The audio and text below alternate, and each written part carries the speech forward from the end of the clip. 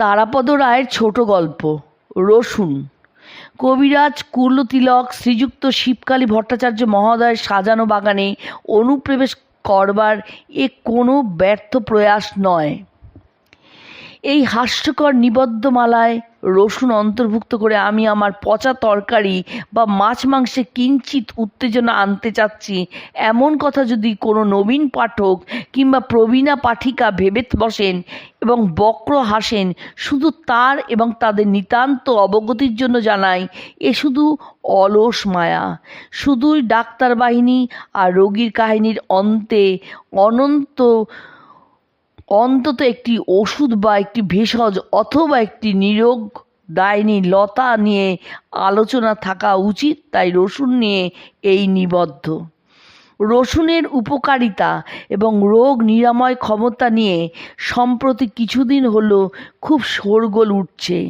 সবচেয়ে বড় কথা হলো যে এখন যখন শরীরে উচ্চ রক্তচাপ, হৃদয়ে দুর্বলতা, গৃহে স্নায়ু বৈকল্য, সেই সময় রসুন এই সমস্ত রোগের প্রতিষেধক রূপে চিহ্নিত হয়ে বহু প্রিয় হয়েছে। নানা রকম শোনা যাচ্ছে, যেমন এক কোয়াযুক্ত রসুন 2 কোয়া বা ততোধিক কোয়াযুক্ত রসুনের চেয়ে বেশি উপকার দেয়। সুযোগ বুঝে হাটে বাজারে বিবাদী বাগের ফুটপাতে 1 কোয়া রসুনের ঝুড়ি নিয়ে ব্যাপারী দাঁড়িয়ে গেছে এবং সে রসুনের দামও 25-30 টাকা কেজি। দায়ে পড়ে রসুনের গুণ বিশ্বাস করে বহু লোক কিনছেন। অতি শৌখিন ব্যক্তিও, যিনি ইন্টিমেট সৌরভ বা ওল্ড স্পাইস শেভিং লোশনে আসক্ত, তিনি পর্যন্ত ঘুম থেকে উঠে এই কটুগন্ধ পদার্থটি চিবিয়ে গলাধঃকরণ করছেন। সারাদিন গন্ধে তার কাছে এগোনো যাচ্ছে না। একদা কথা ছিল যে দৈনিক 1টি করে আপেল খেলে ডাক্তার দূরে থাকবে। আপেল স্বাস্থ্যের এবং শরীরের পক্ষে কতটা ভালো, প্রয়োজনীয়, এটা বোঝানোর জন্যই এই কথা বলা হতো। আজকাল আপেলের আর সে মর্যাদা নেই, তার স্থান নিয়েছে রসুন। এবং সে শুধু এই আয়ুর্বেদের দেশেই নয়, সাহেবদের দেশেও।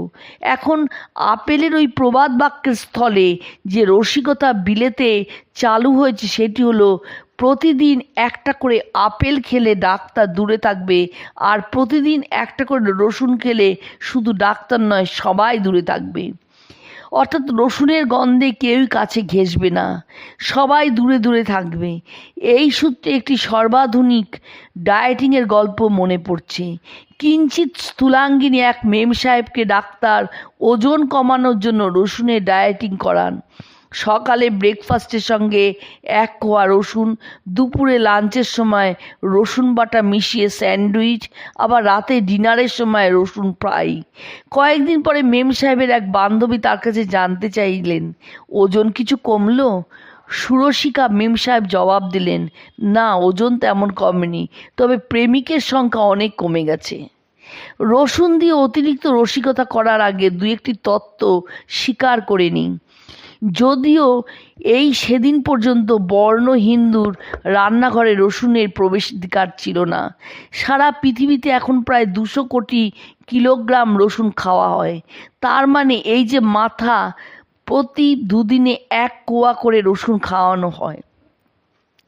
সম্প্রতি এক ধরনের গন্ধহীন রসুনের বড়ি বৈজ্ঞানিক উপায়ে প্রস্তুত করে জাপান সেটা মার্কিন দেশের বাজারে ছেড়েছে এবং প্রথম বছরেই আমেরিকায় 30 কোটি টাকার ব্যবসা করেছে। বলা বাহুল্য, এ ধরনের গন্ধমুক্ত রসুনের বড়ি আমাদের দেশেও এখন চলছে। যে কোনো ওষুধের দোকানেই 2-4 রকম এ ধরনের ওষুধের শিশি পাওয়া যায়। তার দামও বেশ চড়া, তবু ভালো বিক্রি হচ্ছে। সেটা যে কোন কাগজে এ সম্পর্কে বিজ্ঞাপনের বহর দেখলেই বোঝা যায়। শুধু আমাদের সুপ্রাচীন আয়ুর্বেদ শাস্ত্রে নয়, 100 বছর আগে লুই পাস্তুরের মতো মহান বিজ্ঞানী রসুনের অ্যান্টিবায়োটিক ক্ষমতা ধরতে পেরেছিলেন। রসুনের মধ্যে গন্ধকের উপাদান রয়েছে। রসুন সংক্রমণ প্রতিহত করে, রক্তে কোলেস্টেরল কমায়, মেদ বৃদ্ধি ঠেকিয়ে রাখে। বৈজ্ঞানিক এবং চিকিৎসকেরা রসুনের নানা গুণের কথা এখন বলছেন। একজন আয়ুর্বেদ চিকিৎসক আমাকে বলেছিলেন যে রসুন শব্দের সন্ধি হলো রসযুক্ত উন। উন মানে কম, যেমন 29 মানে 30-এর 1 কম। এতে অম্লরস ছাড়া আর সব রসই রয়েছে বলে এর নাম হয়েছে রসুন। মূল শব্দটি দেশজ বা বিদেশি নয়, প্রকৃত সংস্কৃত। অভিধান থেকে ব্যাপারটা যাচাই করতে গিয়ে সুবলচন্দ্র মিত্রের সরল বাংলা অভিধান দেখে ব্যাপারটা প্রত্যয় হলো। রসুন রান্নাঘরে যতই বাড়ত হোক, আলু কপি এ সমস্তের ঢের আগে থেকে রসুন ভারতবর্ষে রয়েছে। সে যা হোক, অভিধানের সূত্রে অন্য একটি অপ্রাসঙ্গিক গল্প মনে পড়ছে। এক গ্রাম্য ব্যক্তি ইংরেজি থেকে বাংলা অভিধান দেখে সচেষ্টায় ইংরেজি শেখে। দুঃখের বিষয়, সেই ইংলিশ টু বেঙ্গলি ডিকশনারিতে 2-1টা ছাপার ভুল ছিল। সেই বইয়ে ইংরেজি গার্লিক শব্দের অর্থে রসুন ছাপতে গিয়ে র শব্দটির নিচে বিন্দুটি বাদ পড়ে যায়, ফলে রসুনের জায়গায় বসুন ছাপা হয়। তাই ওই ব্যক্তি ধরে নিয়েছিল গার্লিক মানে বসুন। ফলে একদিন যখন এক সাহেব তার বাড়িতে বেড়াতে এলো, সে চেয়ার এগিয়ে দিয়ে সাহেবকে বলল, গার্লিক স্যার গার্লিক, অর্থাৎ বসুন স্যার বসুন।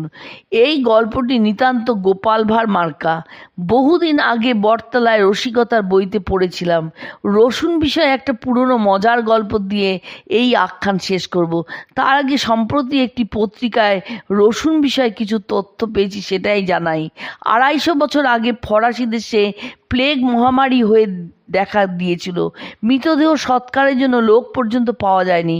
তখন মৃত্যুদণ্ডাজ্ঞাপ্রাপ্ত কয়েকজন বন্দীকে ওই মৃতদেহ সৎকারের কাজে নিয়োগ করা হয়।